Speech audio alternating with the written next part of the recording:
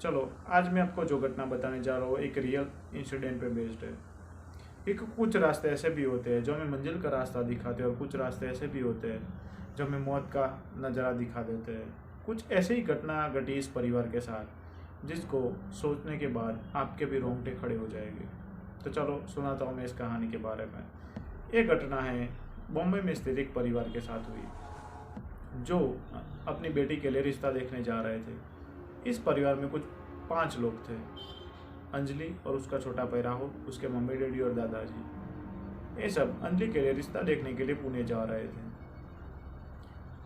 जैसे जैसे 10 या 20 किलोमीटर ये लोग आगे जाते हैं वैसे जंगल का एरिया स्टार्ट हो जाता है। तो फिर राहुल अपने पापा को बोलता है कि पापा गाड़ी रोक दीजिए। जैसे उसके पापा को बोलता है, पापा बोलते हैं कि नहीं बेटा, आगे 5 किलोमीटर आता है, मैं वहाँ पे गाड़ी रोक दूँगा।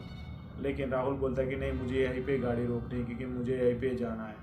तो तुरंत उसके पापा गाड़ी रोक निकल जाता है। बाहर जाते ही झाड़ियों में देखता है कि उसे कुछ अजीबोगरीब आवाज़ें सुनाई देती है। थोड़ा आगे जाता है और देखता है कि झाड़ियों में कुछ क्या हलचल हो रही है। और जैसे जैसे आगे बढ़ता है वो डर जाता है। फिर वापस से दौड़ के गाड़ी की तरफ दौड़ता है। फिर सीधा दरवाज़ा खोल के गाड़ी के अंदर बैठ जाता है। फिर अपने दादाजी को बता रहे कि दादाजी, बाहर झाड़ियों में कुछ ऐसा मैंने देखा जो आप सोच भी नहीं सकते। फिर दादाजी बताते हैं कि बेटा, ऐसा डरने की कोई बात नहीं है क्योंकि ये तो जंगल है। जंगल एरिया में तो बहुत जंगली जानवर भी होते हैं, तो तूने देख ले होगी, उसकी वजह से तू डर गया होगा। जैसे ये दादाजी और राहुल बात कर रहे होते हैं वैसे अंजलि ज़ोरों से चिल्लाने लगती है। अंजलि की चीख सुन के उसके पापा बोलते कि बेटा क्या हुआ। तो अंजलि बोलती कि मेरे पास बूढ़ी औरत खड़ी है। फिर अंजलि के पापा पीछे मुड़ते और देखते हैं तो एक बूढ़ी औरत खड़ी थी, जो कि ये देखने के बाद अंजलि के पापा अपना दरवाज़ा तुरंत खोल के सीधा बाहर निकलते हैं। बाहर निकलती उस बूढ़ी औरत से बोलते कि माँ जी, आपको क्या तकलीफ़ है। तो बूढ़ी औरत बोलती कि साहब जी, मुझे कोई तकलीफ़ नहीं है, मुझे सुबह से कुछ खाया नहीं है, आपके पास गाड़ी में कुछ खाने के लिए तो मुझे दे दीजिए। तो फिर अंजलि के पापा अपने गाड़ी का दरवाज़ा खोल के फिर डिक्की में हाथ डालते हैं तो 2 उनको सेब मिलते हैं। वो सेब निकाल के उस बूढ़ी औरत को देते हैं। थोड़ी देर बाद उनके पापा को ये रिवील होता है कि ये बूढ़ी औरत तो यहाँ पे ही घूमती रहती होगी, तो शायद इनसे ही वो रास्ते का, ये रास्ता किधर जाता है। तो बूढ़ी औरत बताती कि साहब जी, 2 रास्ते हैं। कि नेशनल हाईवे जो पुणे की तरफ जाता है वो 100 किलोमीटर का है, और ये शॉर्टकट का 8 किलोमीटर वाला है, और एक 66 किलोमीटर वाला है। जैसे ये 98 किलोमीटर वाला है उसमें सिटी एरिया भी आएगा और सब बहुत। तभी घर वाले सोचने लगते हैं कि अगर हम 66 किलोमीटर वाला हाईवे पे चले जाए तो आधे घंटे में हम पुणे पहुंच जाएंगे, और रास्ते में ढाबा या होटल कुछ भी तो होगा। वो बूढ़ी औरत बोलती कि हाँ साहब जी, रास्ते में सब कुछ है। ये सुनने के बाद सभी घर वाले गाड़ी में अंदर बैठ के फिर उसके पापा गाड़ी स्टार्ट करते हैं और गाड़ी निकाल देते हैं। जैसे कि टाइम हुआ होगा शाम के 6:30, फिर वो गाना स्टार्ट कर देते हैं, अंताक्षरी खेलते होते हैं। फिर जैसे जैसे टाइम होता है, 7 बज रहे होते हैं, तो फिर अंजलि की मम्मी बोलती है कि ये अंताक्षरी बंद करो, मेरे पूजा का टाइम हो गया है। तो फिर वो हनुमान चालीसा का जाप करना स्टार्ट कर देती है। जैसे जैसे 7:30 बजते हैं, हनुमान चालीसा ख़त्म होती है और जाप करना बंद करती है, वैसे गाड़ी रुक जाती है। गाड़ी रुकते ही गाड़ी के अंदर से धुआं निकलना स्टार्ट हो जाता है। ये सब देख के घर वाले सभी डर जाते हैं। फिर अंजलि के पापा गाड़ी का दरवाज़ा खोल के डिक्की में चेक करते तो अंदर पानी ही नहीं था। उतने में एक बंदा वहाँ से गुजरता है और वो बोलता है कि साहब जी, क्या प्रॉब्लम है। तो अंजलि के पापा बताते हैं कि गाड़ी के अंदर पानी ख़त्म हो गया है, पानी कहाँ से लाने का। तो बंदा बोलता है कि साहब जी, मेरे पास पानी है, मैं आपको दे सकता हूँ, आप गाड़ी में डालिए तो गाड़ी स्टार्ट हो जाएगी। ये सुनने के बाद अंजलि के पापा उसके पास से पानी लेते हैं और फिर गाड़ी में डालते हैं। फिर गाड़ी का सेल स्टार्ट करते हैं, गाड़ी स्टार्ट हो जाती है। जैसे गाड़ी स्टार्ट होती है, अंजलि के पापा और पूरा परिवार गाड़ी में बैठ के आगे जाने के लिए निकल जाते हैं। जैसे जैसे वो आगे निकलते हैं, क्या 2 किलोमीटर, वो बंदा पीछे ही आ रहा था। तो फिर दादाजी बोलते हैं कि वो बंदे ने गाड़ी रिपेयरिंग की है, तो उस बंदे को भी बिठा लो। ये सुनने के बाद पूरा परिवार उस बंदे को बिठाने के लिए राजी हो जाता है। फिर उस बंदे को बिठाने के लिए उसके पापा गाड़ी रोक देते हैं। जैसे ही गाड़ी रोकते हैं, वो बंदा पास में आता है, बोलता है कि साहब जी, क्या हुआ। तो अंजलि के पापा बोलते हैं कि आप गाड़ी के अंदर बैठ जाइए, मैं आपको आगे तक छोड़ दूंगा। वो बंदा गाड़ी के अंदर बैठ जाता है।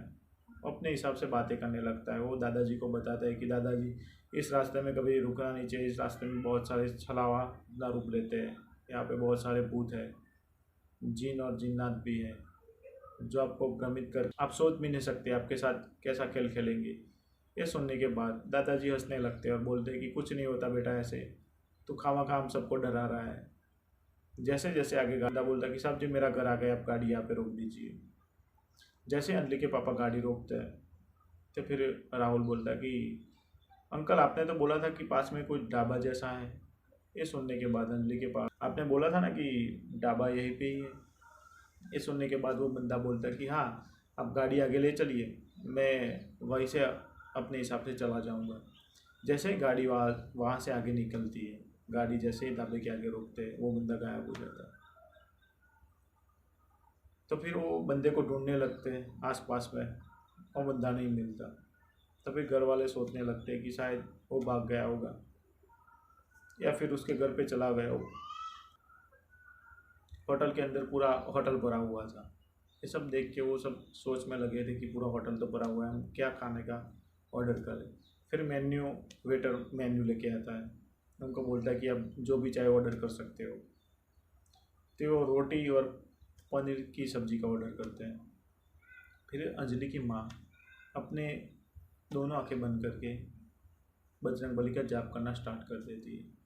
जैसे जैसे वो आंखें बंद करती है उसको सब सामने सच्चाई दिखाई देने लगती है कि वहाँ पे कुछ नहीं था, वो वीरान जगह थी। वहाँ पे होटल ना कुछ ढाबा ना कुछ भी नहीं था, वो सब वीरान था। फिर वो अपने पति को बताती कि इस जगह पे कुछ भी नहीं है। तो उसका पति मानने को तैयार नहीं था, ना ही अंजलि, ना ही राहुल, ना ही दादाजी कि तो झूठ बोल रही है, यहाँ पे कुछ नहीं है, यहाँ पे सब इंसान तो बैठे हुए हैं, सब खाना खा रहे हैं। फिर अंजलि की मम्मी बोलती है कि आप मुझे अपना फ़ोन दे दीजिए। वो अंजलि के पापा के पास से अपना फ़ोन लेती है और फ़ोन शूट करने लगती है।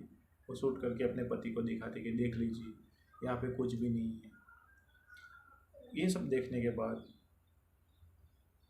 जैसे ही वो परिवार वो फ़ोन में वीडियो जैसे स्टार्ट होता है, वैसे ही पूरी होटल की लाइट चली जाती है और पूरा अंधेरा हो जाता है। ये देखने के बाद पूरा परिवार डर जाता है क्योंकि आसपास तो सब थे, लेकिन अब कहाँ हैं, क्योंकि जब वो खाना खा रहे थे तब तो उजाला था। जैसे वे की और बंद की वैसे पूरा अंधेरा हो गया। जैसे ही वो अपने घड़ी में चेक करते तो रात के 2:30 बज गए थे। ये सब देखने के बाद उनको डर सा लग जाता है। फिर वो परिवार ये सब देखने के बाद वो परिवार पूरा डर जाता है। फिर वो तुरंत अपनी गाड़ी की ओर भागने लगता है। जैसे अंजलि, उसके मम्मी और उसके पापा जैसे फटाफट गाड़ी में बैठ जाते हैं और दादाजी और राहुल पीछे छूट जाते हैं। जैसे दादाजी देखते हैं कि सामने एक तालाब था और तालाब में राहुल अंदर कूद जाता है। ये देखने के बाद दादाजी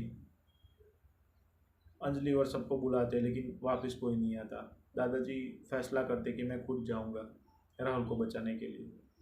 दादाजी दादाजी जैसे खुद जाते हैं, राहुल का अपना हाथ खींचने के लिए देते हैं, वैसे राहुल खुद छलावा बन जाता है और दादाजी को अंदर खींच लेता है।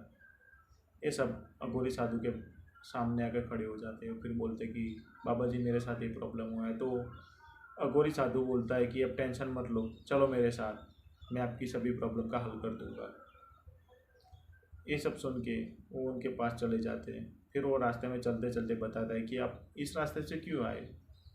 तो फिर अंजलि के पापा बताते कि मुझे एक रास्ते में एक बूढ़ी औरत मिली थी जो मुझे इस रास्ते जाने के लिए कहा था।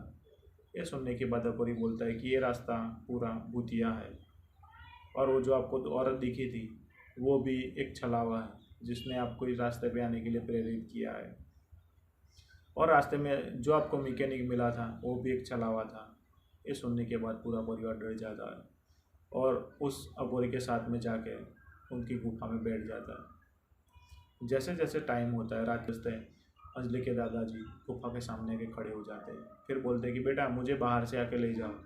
तो फिर वो अघोरी साधु कहता है कि नहीं, वो एक छलावा है, उसको आना हो तो बोलो कि वो अंदर आए अपने हिसाब से।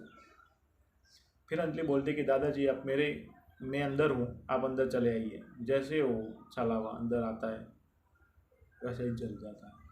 फिर 1 या आधा घंटा बीतता है तो अंजलि की माँ रो रही थी। फिर वो बोल रहे थे कि राहुल का पता है नहीं, राहुल कहाँ चला गया होगा, मुझे कुछ पता नहीं, राहुल कई छलावा ने उसे मार तो नहीं दिया होगा। ये सब सोच ही रहे थे कि तभी राहुल अचानक सामने आ जाता है। फिर सेम टू सेम अघोरी वैसा ही बोलता है कि उसको बोलो कि अंदर आ जाए। फिर अंजलि बोलती है कि अगर तुम मेरे राहुल ही हो, मेरे बड़े भाई ही हो, तो आप अंदर आ जाओ। जैसे राहुल ये सुनता है वो तुरंत अंदर आ जाता है। राहुल को कुछ नहीं होता है, तो सबको पता चल जाता है कि ये छलावा नहीं, ये रियल में राहुल ही है। ये सब देख के सब खुश हो जाते हैं, लेकिन एक डर का भी माहौल था क्योंकि दादाजी चले गए थे।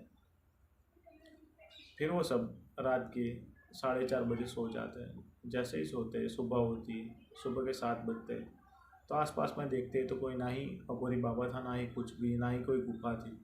वो जंगल में ही लेटे हुए थे। फिर वो जैसे ही खड़े होते हैं उनके मोबाइल का सिग्नल भी आ जाता है। वो अंजलि के पापा तुरंत ही पुलिस को कॉल करते हैं कि मेरे साथ ये एक्सीडेंट हुआ है, इसकी वजह से मेरा पूरा परिवार ऐसा प्रॉब्लम में फंस गया है। तो पुलिस वाले तुरंत आ जाते हैं। फिर वो दादाजी को ढूंढने लगते हैं और दादाजी मिलते हैं, क्योंकि दादाजी की दोनों आंखें किसी ने निकाल दी थी और दादाजी को मार दिया था।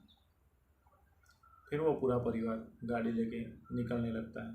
तभी पीछे मुड़कर अंजलि देखती है तो वही अघोरी साधु उनके पीछे दिखाई देने लगता है। और उनको ये सोचने के बाद अंजलि की माँ बोली, मैंने जो हनुमान चालीसा का पाठ किया था वही मुझे आज बचा के ले जा रहा है।